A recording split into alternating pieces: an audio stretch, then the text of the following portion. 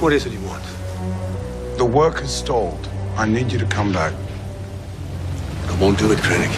We were on the verge of greatness. We were this close to providing peace and security for the galaxy. Salut à tous, on se retrouve aujourd'hui pour l'épisode 2 de Star Wars Passion. Et aujourd'hui on va parler des soldats les plus stylés de la galaxie. J'ai nommé les Death Troopers.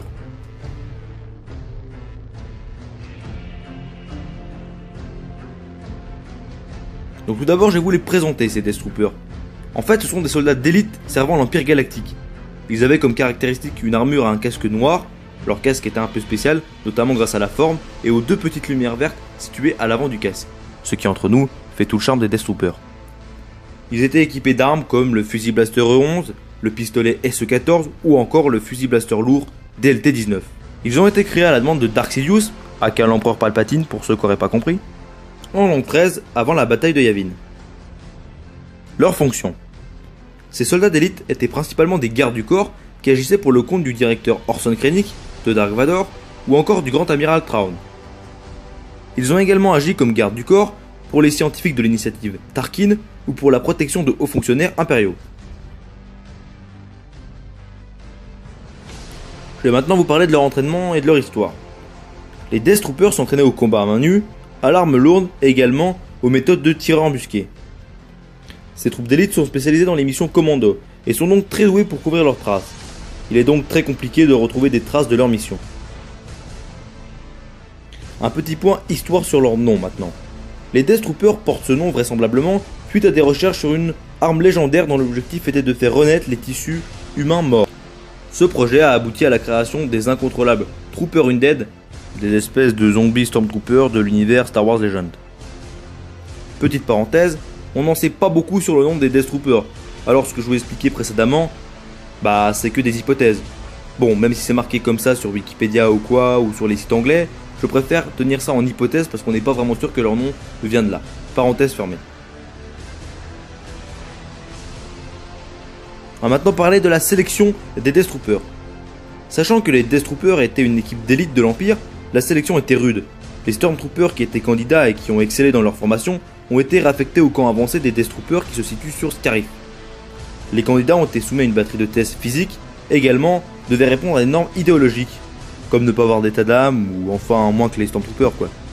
Les Death Troopers ont également été soumis à de petites améliorations chirurgicales, ce qui les rend plus résistants et qui rend leurs conditions physiques supérieures à l'homme.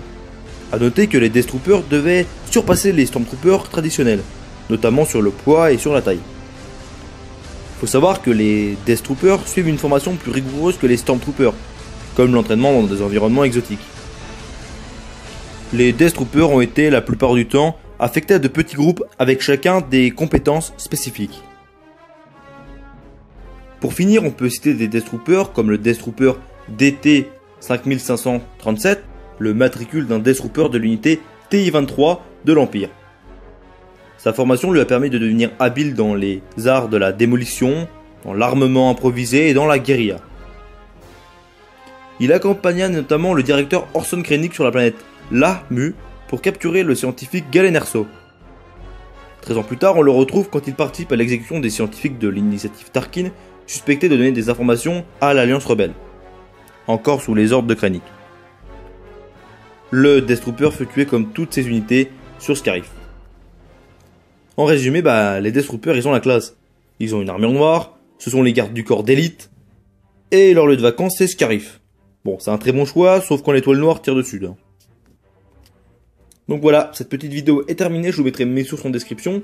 C'était assez compliqué, je devais aller sur des sites anglais, donc j'ai fait ce que je pouvais, parce que les informations en français sur les sites comme Star Wars Universe, Holonet, Anakin World, ou Wikipédia, ou Wiki Star Wars Wiki, enfin voilà, il y en a quasiment pas, ça fait 15 lignes quoi. Donc j'ai dû aller sur des sites anglais, c'était un peu compliqué au niveau de la traduction, donc je m'excuse. Donc ce que j'ai mis comme info, si des fois ça paraît pas trop clair ou quoi comme c'est écrit, j'ai fait au mieux parce que je parle pas anglais. Et quand tu traduis automatiquement avec Google, la traduction est tellement horrible que tu comprends encore moins quelque chose que tu traduisais pas. Donc je me suis débrouillé. Et voilà, donc j'ai fait mes recherches, etc. pendant pas mal de temps. J'espère que l'épisode vous aura plu. N'hésitez pas à lâcher un petit like. Il y a également le guide visuel ultime de Rogue One qui m'a servi notamment pour parler du Stormtrooper DT 5537. Je vous conseille d'ailleurs ce petit guide visuel. Et moi je vous dis à la prochaine pour une prochaine vidéo et que la force soit avec vous, le jeune Padawan.